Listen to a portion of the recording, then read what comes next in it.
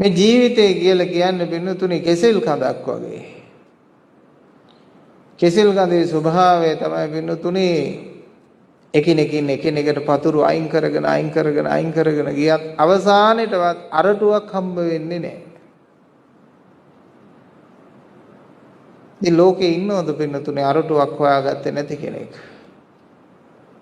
මේක පින්නතුනේ භෞතික ලෝකයෙන් ක්‍රියාත්මක වෙලා මේ සියල්ල පිළිබඳව එපා වීමක් ඇති කරගෙන පැත්තකට වෙලා ඉන්න තියෙන දෙයක් නෙමෙයි. මේක යථාබෝධය කරගෙන සම්මුති වශයෙන් කලයුත්ත කරගෙන රැකියාව කරගෙන ඉන්න පුළුවන් දහමක්. මේ මිනිස්සු දහම ගලප ගන්න ඕන තැනට නෙමෙයි ගලපගත්තේ. දහම ගලප ගන්න තියෙන්නේ කයට නෙමෙයි. දහම ගලප ගන්න තියෙන්නේ හිතට. හිතට ගලප ගන්න ඕන දහම අද මේ වෙනකොට කයට ගලපාගෙන ඉන්නේ. ගියොත් එහෙමයි පැවිද්දොත් එහෙමයි. කයෙන් තමයි රහත් වෙන්න හදන්නේ නිවන් දකින්න හිමින් ඇවිදලා හිමින් බලලා හිමින් වාඩි වෙලා.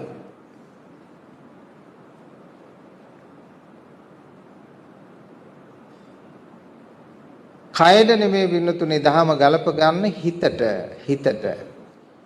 එහෙම නැත්තම් වෙන්නේ මොකද්ද පින්නතුනේ අර නිස්සාර භාවයේ සියල්ලම කයට ගලප ගන්න ගියොත් එහෙම ඒ රස්සාවෙන් අත්හැරලා විද්‍යාත්මක සොයා ගැනීම වලින් අත්හැරලා පිරිසිදුකම පිළිවෙල හා සංවර්ධනයේ දියුණුව කියන එක අතහැර දාලා මෝඩෙක් පිස්සෙක් වගේ කොහෙට හරි මුළු ගැන් වෙලා ඉඳීවි.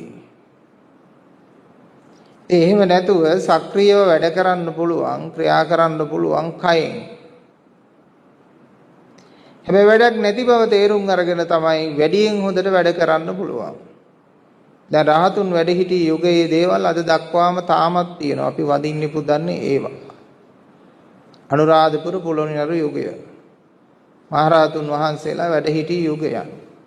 බලන්න ඒ කාලේ තිබුණු සංවර්ධනයන් සහ නිර්මාණයන් කැටයම් ගල් වලින් කරන ලද ස්ථීර සාර ගොඩනැගිලි අදත් අපි දකිනවා බලනවා වඳිනවා පුදනවා.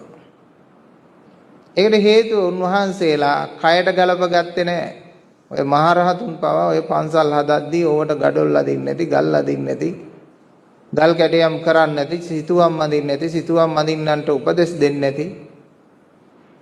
වෙහෙර විහාරාරාම ඒ වගේම ගිලන්හල් මහ ඇත් පොකුණු මහරහතුන් වහන්සේලාට ඒ පැම් පහසු වෙන්නේ මේ දේවල් ආදී උන්වහන්සේලා ඒ කාලේ නිර්මාණය කරලා තියෙනවා.